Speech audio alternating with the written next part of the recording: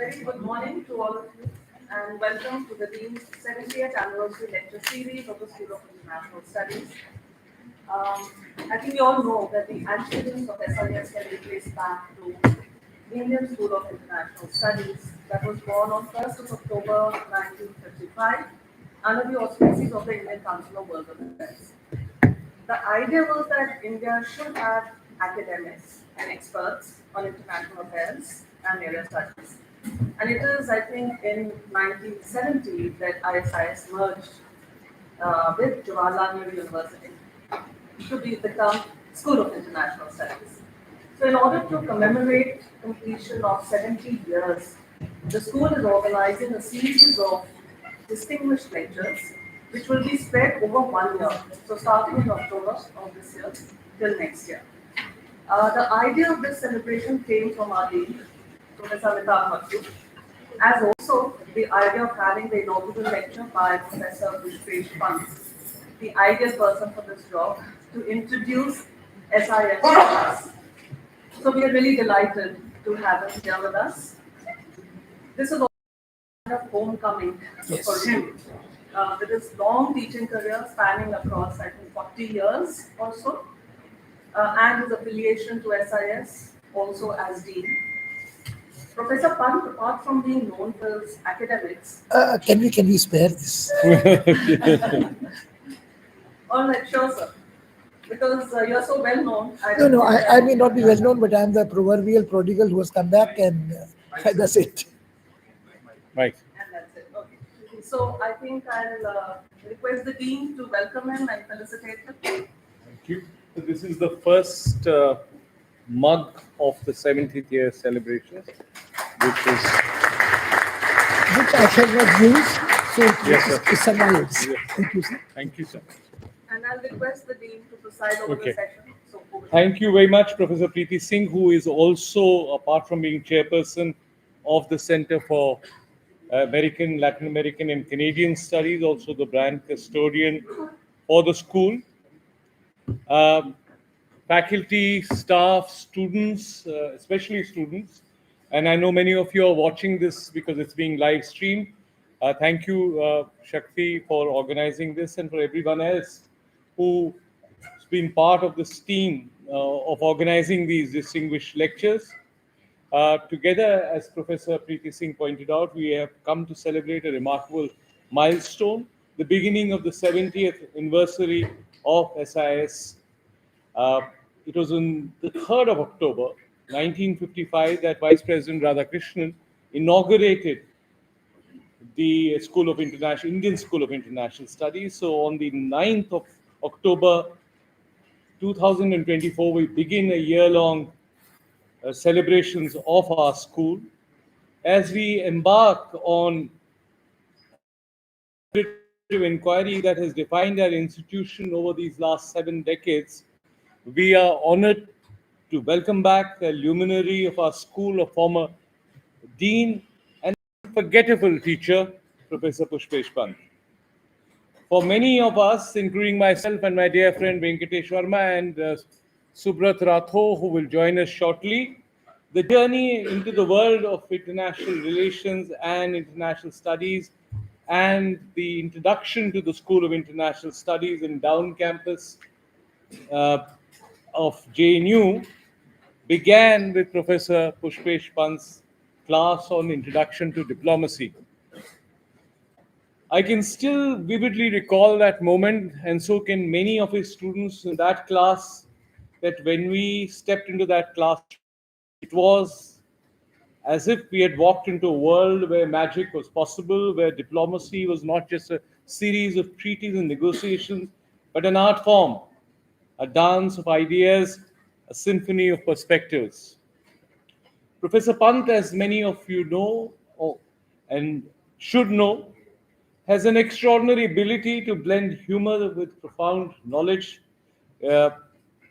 creating a Renaissance-like atmosphere where learning transcends mere facts and figures.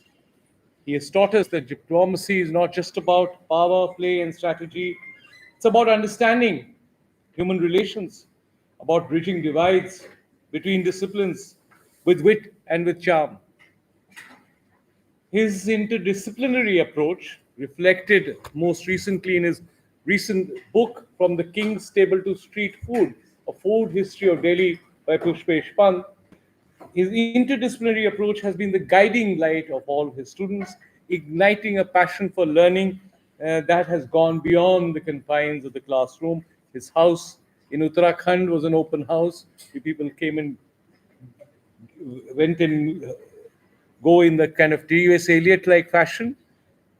And so Professor Pant remains, for many of us, the defining moment of our interaction, our interface with international relations. But apart from Professor Pant, it's important to recognize those who have contributed to shaping the journey of the School of International Studies from, from the confines of Sapru House to the School of International Studies 2, where we have gathered today, is a history of which I shall not preempt Professor Pushpesh Pant's lecture, but that's a history worth telling and telling again. Let us also pay tribute to all the teachers and leaders like Professor Pant, who have been a backbone of our institution. They inspired generations of students to think critically, challenge orthodoxies and conventions, and approach global issues with an open mind. Their legacy is not just the knowledge that they have imparted, but the curiosity they have ignited. After all, the discipline of international studies is, as you know, not just an academic pursuit, it's a commitment to understanding the world in all its complexity. It's about recognizing that every challenge we face, be climate change, conflict, or economic inequality, requires a multifaceted approach for sure, but it calls for collaboration, empathy, and an insatiable desire to learn from one another. As we celebrate our past, let us look at the future. The world is changing at an unprecedented pace, and that may be a cliche, but the challenges we face are becoming increasingly intricate. It's our responsibility as teachers to equip our students with the tools they need to navigate this complexity, to think critically with integrity and purpose. In closing, let me invite you all to join me in honoring our past, celebrating our present, and envisioning a future filled with promise. Let us continue to foster an environment where ideas flourish, where laughter and learning go hand in hand, where the spirit of inquiry remains a guiding lodestone. Thank you, Professor Pushpesh Pant, and thank you all for being part of this incredible journey. Here is to 70 years of the School of International Studies and many more years to come. Professor Pushpesh Pant. Thank you.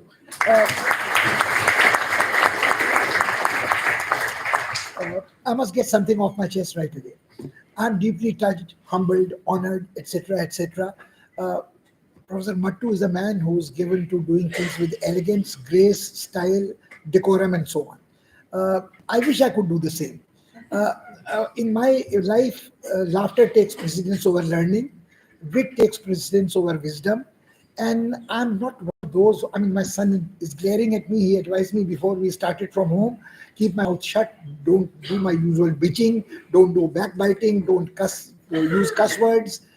My even granddaughter said no F words, no P words, no N words, and things of that kind. But here goes. So I must say, I have two problems. I'm very grateful to Amitabh, whom I very find it strange to call Professor Mattu. I have known him from the days when I was a hostler, a young student, and he used to come to visit his aunt, Dr. Manmohani Kaul, and the twins were very young, and I never realized that they will end up as students, colleagues, friends, lifelong associations, and so on. So I think it is very interesting that he thought of me to come and address on the 70th anniversary. Now, this is extremely strange. I will begin with a very autobiographical snapshots in past of time, but I will, in the beginning, before I proceed any further, seek pardon from anybody whose sensibilities are hurt, religious or otherwise. This is not the season to be very politically correct. If you are politically incorrect, you end up in very difficult places. I don't have any intentions, but I think there is something that we don't owe anything to the past. I mean, past is a different country. My own schools or whatever it is. We owe everything to the future and the younger generation. So I think when Amitabh organized this function, I thought very oddly, I was an accidental dean, to borrow Sanjay Baru's phrase, in 2004 to 2006 in the school. Those were the days when seniority principle was not disturbed very easily. I'm not a person who's a respecter of seniority or age, as you shall see very soon. But I was the accidental dean. And the golden jubilee of the school was being celebrated then. We tried to celebrate it without any support from various people, but we had a good time. We went to a holiday in Bhimtal. But to cut a long story short, now we come to the 70th anniversary. I started thinking that why is it that no other anniversary of the school has ever been celebrated? Not the 10th, not the 20th, not the 30th, not the silver jubilee, not the 40th, not the 60th, and now the 70th. So, I mean, then came the problem of the title of the talk. I like to talk. First, I thought of a blessed title to please my son and others of his temperament, that past, present, and future of the school.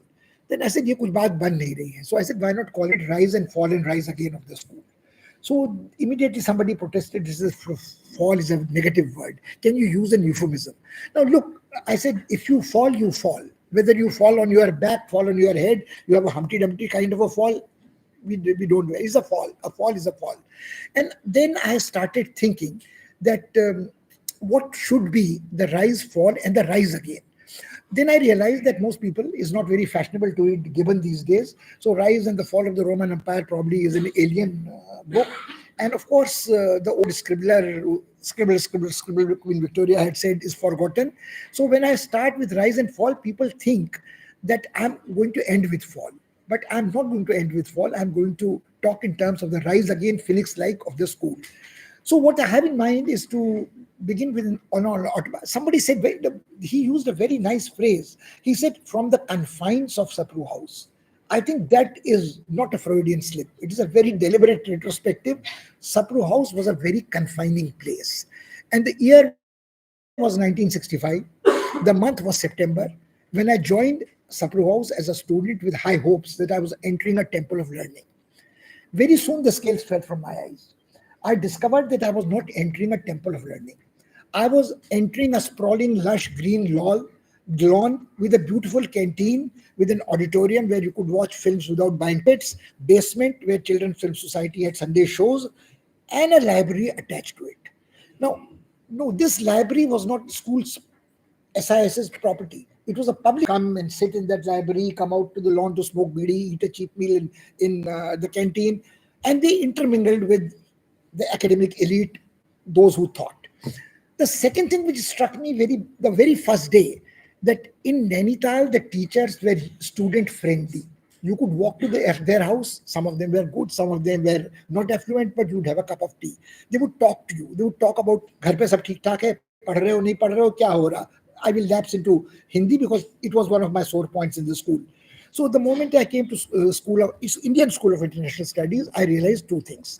School was a hierarchical place. I had not heard of the homo hierarchus then, but this was a straight-jacketed place, very caste oriented, regional parochialism. So you were either a professor, or you were a reader, or you were a lecturer, or you were a research assistant, or you were a senior scholar, or you were a junior scholar. So Dr. Rajan had a look at me and without knowing anything about me said, "Acha, so you come from UP, your English must be poor. So you must get your drafts corrected with the editor." It was a very able editor, Mr. Heber. It stunned me.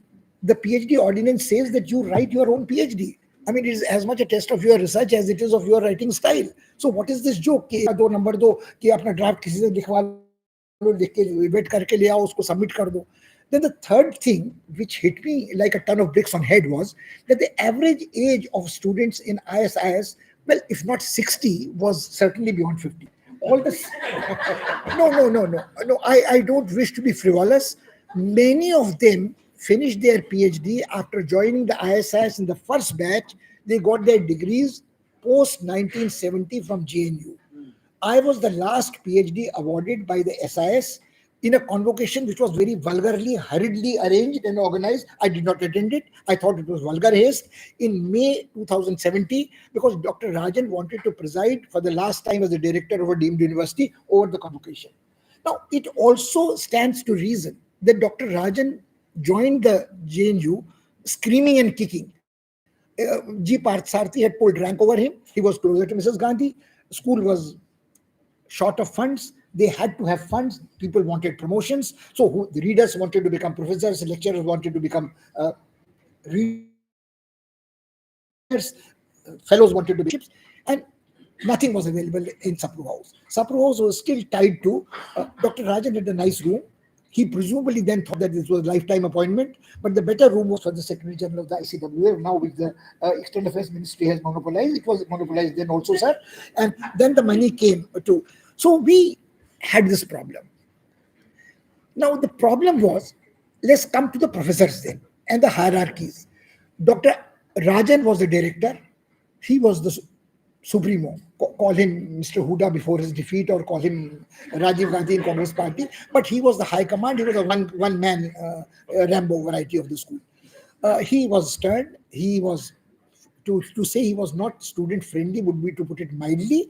But I am a biased party, so please discount whatever I say. I'm only following the tradition of the great Hindutva variety, the dosho vacha guru rapi. You can also find faults with your teachers if you are worth your salt. Now the problem was, he was a professor. Dr. Ramani was a professor. Professor Agwani was a professor.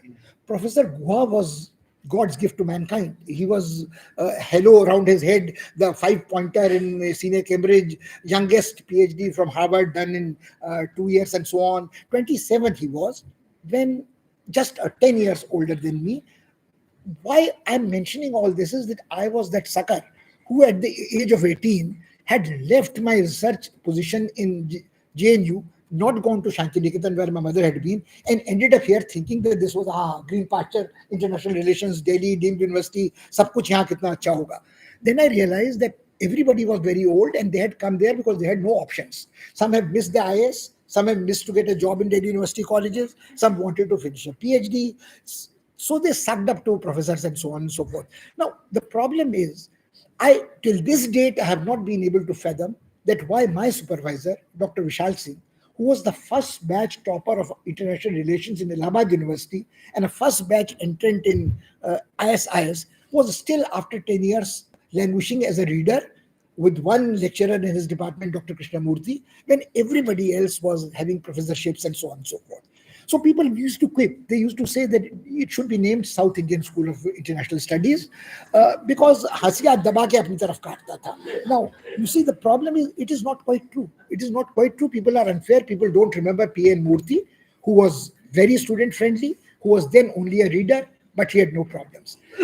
But there were other people who were fantastically bright, like Professor M.L. Sodhi. Now, Professor M.L. Sodhi was a person resented by everybody in the school, with good reason. Because as I said, the old time poverty and intellectual poverty. Impoverishment was total. So here was this man who was a Rhodes Scholar. Here is a man whose father was an ultra-rich man, had a koti in Redundant Road, Namrata Shergill Marg, who used to drive in his blue Mercedes, which he had brought after resigning from Foreign Service, who had resigned from Foreign Service like Janatanju Bandyopadhyay. And to top it all, he was fantastically articulate. And his classes were, I should not say a disaster, they were a very pleasant disaster.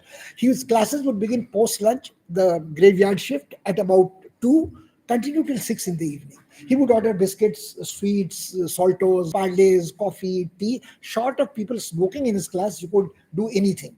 And he would continue talking. And his classes were spellbinding. He would talk of cybernetics, he would talk about nerves of government, he would talk about those of us who have had the pleasure of being taught by him. But he was resented. He was resented because he had been appointed as a reader, a very bright young person, articulate, who was also user-friendly. He clad in dhoti. He was a favorite of Girja Mukherjee, Professor Girja Mukherjee, who was Subhash Bose's PA at one time. So between him, they carried the aura of Netaji Subhash Bose and Shakti and everything. And what happened? He was resented, but within a couple of years, he became the young Kennedy of India. He got elected into Lok Sabha from Connaught Place constituency, defeating his own maternal uncle, then a minister in the cabinet of Mrs. Gandhi, Meherchand Khanna. So that was the end of the story. He cut the competition out of the way. Professor Guha was the other extreme.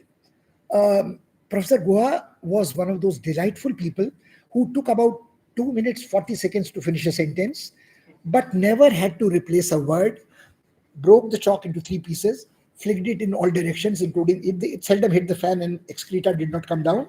Uh, you had to hang on to each word, and but he was every word was worth his weight in gold. That is the only course which I almost failed. I barely got a C plus or a B minus, I don't know what, but I think it was well deserved, and I learned greatly from him. He Nobody resented him because he was neither user friendly nor colleague friendly. So it was democratic, and I have very happy times with him when he was staying in the hostel with his wife, Mrs. Indrani, and Brishti was not there in this world then. He would not mind borrowing a cigarette, smoking, talking about his Calcutta days, food, and so on. I think he was a delightful man. Another professor who was not the professor, then the reader only, was Dr. R.P. Anand. Now, who was also resented because he had come back from Yale that year I joined.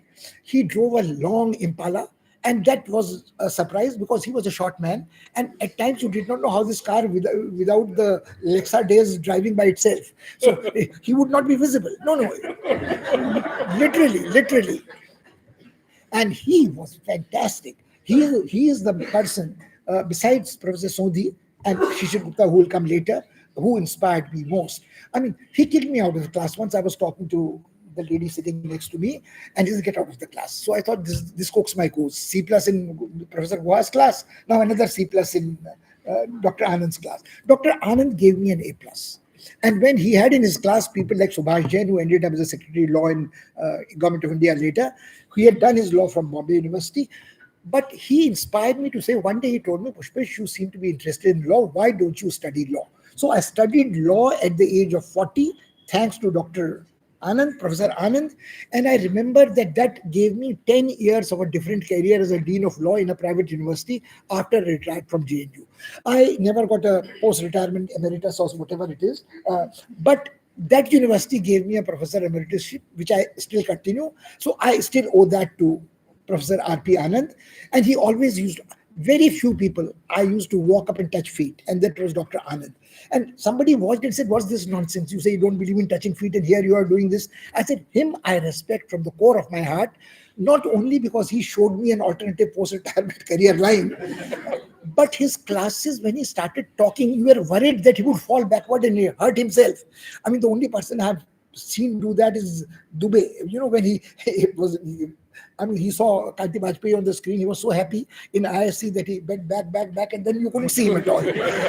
So Dr. Anand was a fantastic person who was propagating the Afro-Asian concept of the international law, and he has left behind very worthy successors, including, I mean, Bharat is not here because he's been served a quit notice, and he's very hurt, and he's got a Hall of Fame which shakes the winds out of me, because I think next time they will put a mala on my photograph. So I think he's done a good job, but I think Dr. Anand was absolutely fantastic. And then you had people, visiting people. Morganto was there, but he was not a patch. Morganto was a great reputation, but I think that by that time he was past his prime. They kept talking of the great names, Professor Tarachand, Professor Maharaj, and Nagendra Singh, but for my money, Professor Anand, Professor Khan were brilliant people to sit in an international law class. International economics by Professor Guha was a delight and a treat. You had to be all there. He would not repeat anything for you. He would just prescribe two things to you: Samuelson and Marx or capital formation. And that is all you needed to do. I'm sure he was harder on people who did international economics with him, but we got away cheap, and bad grade never rankled at all. But the problem was, then there was one other unmistakable person I must talk about. That was Professor Ram Rahul. He was not a Professor Ram Rahul. He was Reader Ram Rahul, RRR, not the film. And before the monk who sold his Ferrari, I'm tempted to say there's a portrait of a monk who was a professor. The first I encountered him was in a hostel toilet. No, I'm not that kind, but face looked familiar. And I was coming out of the shower. I said, "This looks like Professor Rahul." So he greeted me very warmly, effusively, gargled, etc. And then he said, "Pushpesh, tum kya kar rahe ho? You are from the hills. All my life has been exploring the Himalayas. Come and eat in my house this Sunday." Very good. Hostel ka khana khate, "Sir, where is the house?" Gave the address, gave the coordinates. I was very happy. That Sunday, I went to his house. Knock, open the door. Who are you? How dare you disturb me? So I said, sir, वो कुछ खाने का आपने कहा था? I don't remember anything of that kind. Now get lost. Shut the door. पैसे भी नहीं थे, 10-15 पैसे का बस का टिकट होता था, बोले कि कनॉट प्लेस तक आए, बोले शंकर रोड में कहीं रहते थे. Then I walked back to Sapru House, felt very small. Next Monday, Rahul Saab comes in his ochre robes, smiling, beaming. Hello, Pushpesh. I thought I had called you for lunch. Let me take you out for lunch today. I said, sir, वो class है, Dr. Vishal, मैं लेके चल रहा हूँ तुम्हें. He gave me a gift of a kilo Darjeeling tea, a silken tanka from some Bhutanese monastery, fed me very well in an expensive Connaught Place restaurant, and that was Professor Ram Rahul, whom I call a one-man band who played Himalayan tunes to his whimsy. You know, those were the people one remembers so well from that time.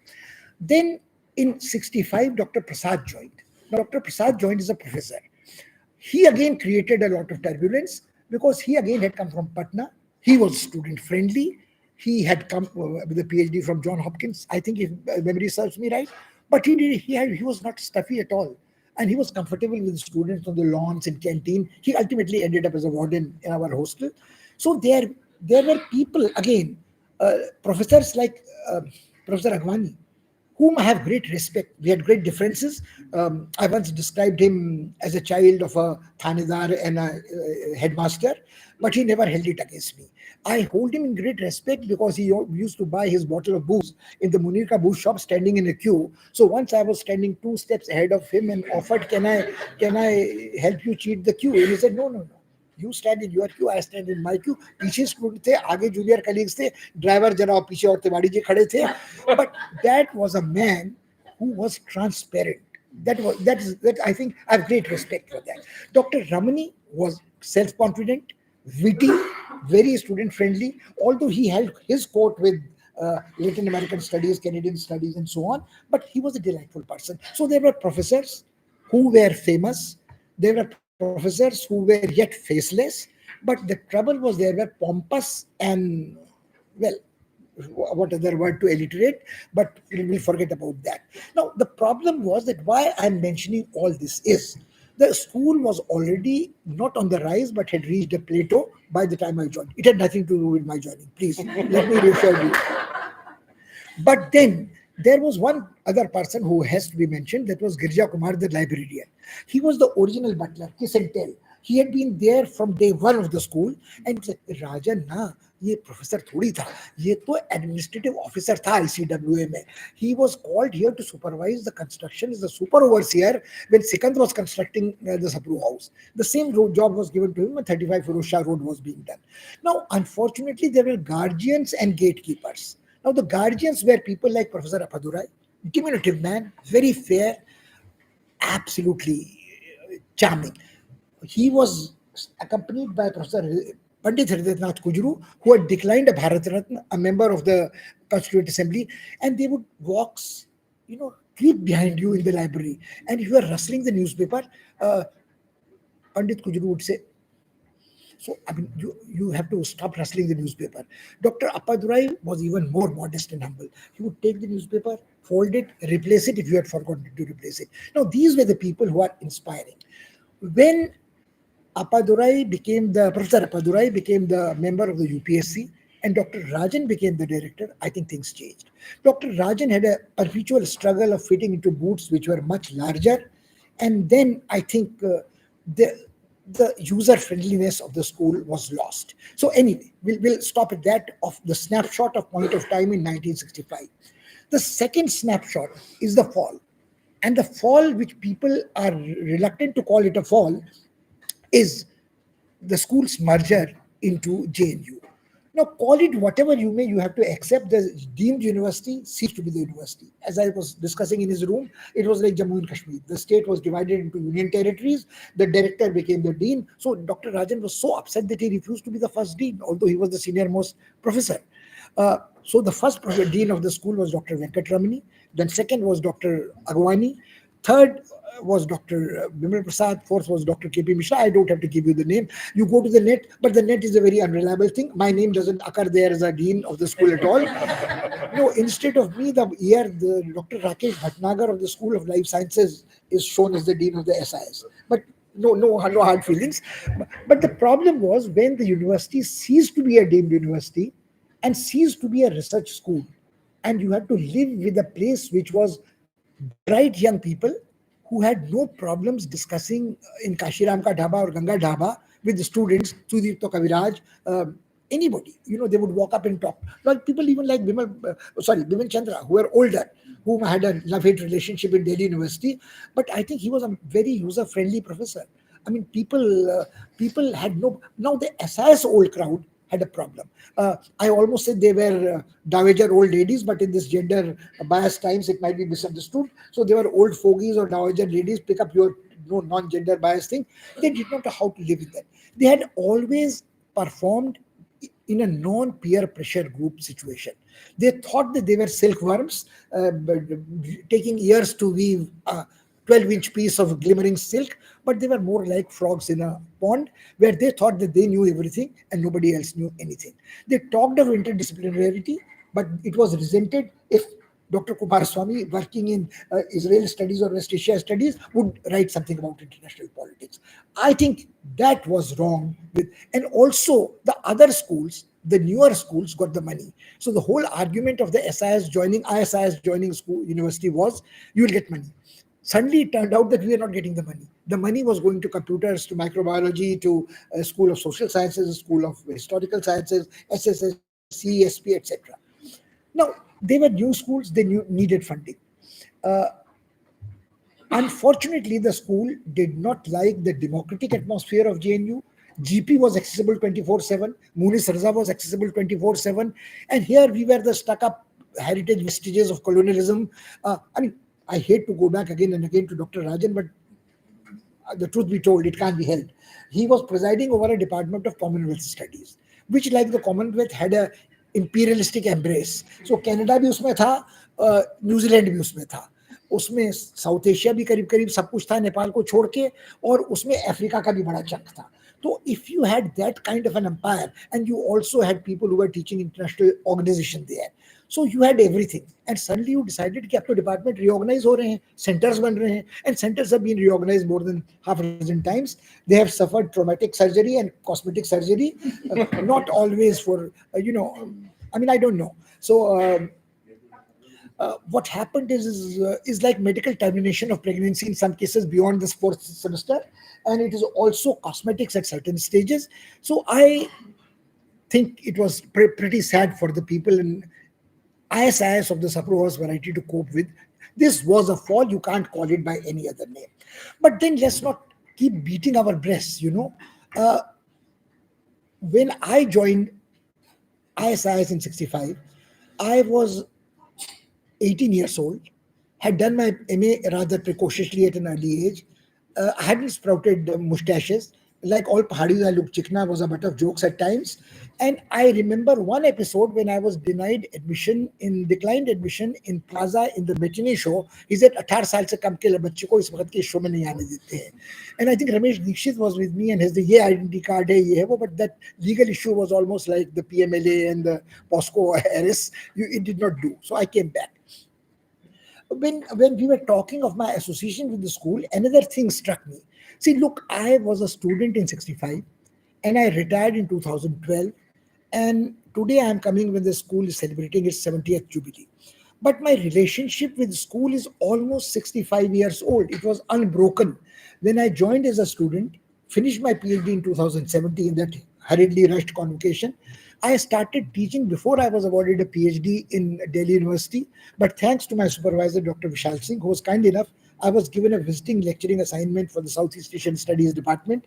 So I have had an unbroken relationship with the school for all these 7 decades. There is another interesting link which I must autobiographically discuss with you. I am probably one of the 2 pairs where father has been awarded a PhD in ISIS and son has been awarded a PhD in SIS. My son and I to be grammatically correct, I hope. So I thought I was the unique singularity in physics. Till I discovered that my supervisor and his son, Dr. Vishal Singh, was also the PhD from ISIS, and his son Uday Bhan was also from CPOT. So there are two we have thought we have continued this.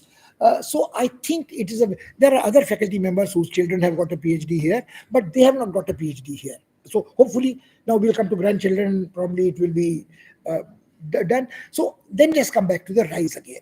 I think what happened was that when JNU started the MA program, that is where I think the rise started again. They started the MPhil program, which ISIS did not have. So you had people like Rajamohan joining in the very first batch of MPhil PhD program, and he was a nuclear physicist when he joined, truly interdisciplinary with Professor Zubairi. And when the 73 master's program started, you had very interesting people. Although Jaishankar was not a student in SIS, but he took both my courses in SIS in the first MA batch program and finished his transferred from SSS to SIS for his PhD. So I think, we have had a very interesting thing. The other interesting thing about the rise is when their batch came, Venkat's, Amitabh's, Subrato's. Here is How nice. Lovely seeing you. So I was watching that is the enjoyed myself most. He has talked about inspiring teachers. I think there is equally important for a university to have inspiring students who keep you on your toes. So this was a batch, Subrat, Amitabh, Venkat, where I had awarded 5 A pluses and 5 Fs in the same class. And of the 5 A pluses, the 3 A pluses from SIS, to very great pleasure, are sitting here right now. So these were the people. I recall a term paper was allotted to Venkat. And I went to his hostel room and you were there and we were together. So he gave me his paper. It was perfect. So it was a straight A plus. The draft was being discussed. So I said, I'm very happy. I made the mistake of saying, I wish I had asked you to do not the US, but the Russian part as well. He said, sir, I have taken the liberty of doing that. So he brought out another term paper, which was exceeding all expectations beyond the call of duty. Same word limit, and he had done that to perfection also. He took out a Caesar, these are very elegant people, tied it up a corner, gave me some chips or something. I still remember that. But that is the kind of thing, all three of them where perfection as students made you work hard. I remember other students. Amrita Narlikar was there, who did not stay with us subsequently, teaching in Cambridge now. Is that right? And also, you see, I wanted to mention another thing, and I will not be very long because I think I have already yap, and I know some of the binding signals will come to me. But the interesting part is this: there was another thing wrong with ISIS in Sapru House. There is a story about Napoleon Bonaparte's army that all soldiers carried a field marshal's baton in their knapsack. कि एक दिन हमारा भाग खुलेगा और हम field marshal बन जाएंगे. So everybody in ISIS was yearning to be an ambassador, if not an ambassador, even a senior research officer in the basement of the Ministry of External Affairs. कोई तो कहने को होगी diplomatic उसका बना हुआ है. Now, the interesting part is that those ambitions were all unrequited. People thought Dr. did not go. I think the first person who got an ambassadorship was Professor Shishir Gupta, who went first to Vietnam, then to Portugal. But subsequently, when the brighter batches came, they went into foreign service with a degree of proliferation of the COVID virus. You had people from Jitu Mishra to Dinkar Srivastav to Subrat joined IS, Venkat, Rahul Kulshrestha, S. Sukumar, Tejinder, Taranjit Singh Sandhu, Gurjeet Singh. I hate to name only who became ambassadors, but I think these youngsters more than fulfill the unrequited ambassadorial aspirations of their academic ancestors. So you and people like Amitabh, who may not have been appointed an ambassador, but he, like Sir Walter Raleigh of the Renaissance Times, is the man for all seasons. He has been at track 1, track 2, track 3. If there is track 4, like Zanzi, he's there. What he did in the Indo-Australian thing, 10 years running. And I think the achievement is when after you vacate your job and the shortlisting advertisement comes out in London Economist, then you realize what the person has achieved. He has been a cabinet minister in Jammu and Kashmir, a vice chancellor in so many universities. Now, wherever you go, you find a person who has been in SIS, been touched by him. Happy is sitting here. And I think there are other people who have made SIS proud. There is Sanjay sitting there, Professor Kumaraswamy. I shall not embarrass by. I think he's a man who is a delightful person who was plugging for. I forgot one thing about Professor Sodhi. When it was not in fashion, he was pro-Tibet. He was pro-Israel.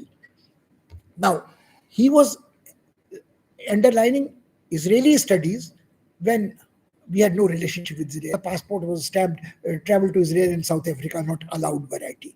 So I think there are people who have carved out areas of their own, people who have done extremely well. The people I have mentioned it not because they were my favorites. Some of the, even the ambassadors I did not like.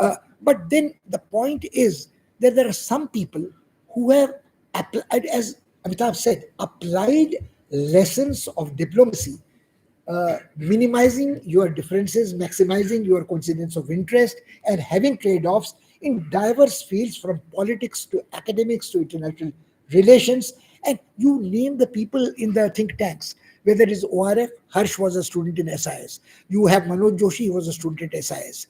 You have Vivekanand Foundation, you have people. You go to a TV channel thing, and also what has happened is the breaking of boundaries. You have people like Rajan. There was a time when 2 plus 2 is equal to 4 would create a sensation in quantitative methods in Sapru House. But now you can say, I'm teaching quantitative methods, and it goes. He writes about, I mean, Varun Sahni should be mentioned in the dispatches most certainly, and Nivedita. I mean, I think, and Kamal Mitri Chinoy and Anu. Now, these, I mean, Anu was second batch of my teaching.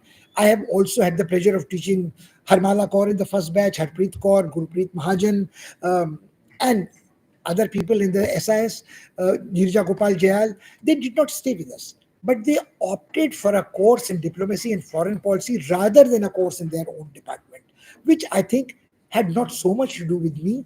It had to do with the rise of the SIS, and people thought.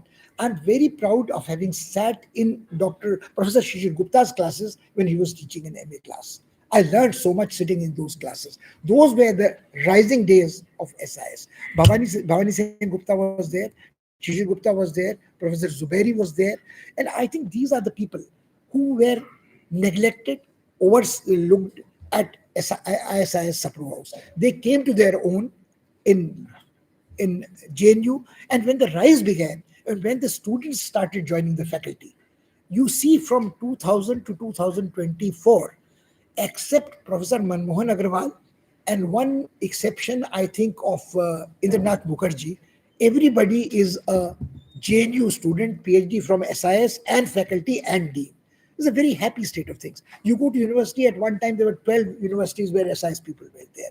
You go to a newspaper, they are there. So I think, I would stand by my title, Rise, Fall and Rise. And I think there is an old शेर which says, गिरते हैं शहसवार ही मैदान जंग में, वो तिफल क्या गिरेंगे जो घुटनों के बल चलें. You only fall when you dare to stand up and fight, and you take your tumble and rise to fight again. I think that is what the school has done, and I look forward to the steady rise. There may be a hiccup, there may be a fall, but I'm very confident. Now the school has found its feet, and the rise will, well, to borrow Modi ji's phrase, rise, rise, rise. अमृत काल आ गया है, अच्छे दिन आ गए. Thank you.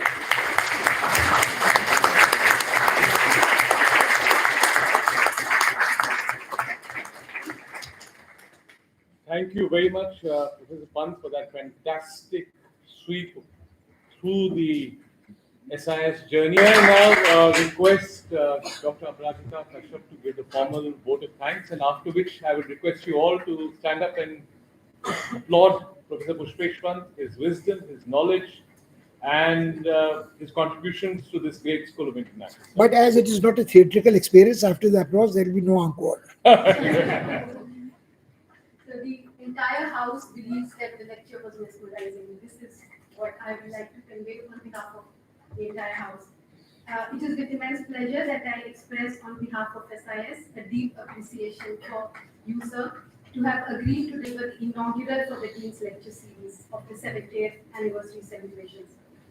Sir, I know when you had suggested the title, I was the one who had said, can we use an euphemism, because I'm aware of the present times. And then sir justified in 15 minutes as to why the title is justified.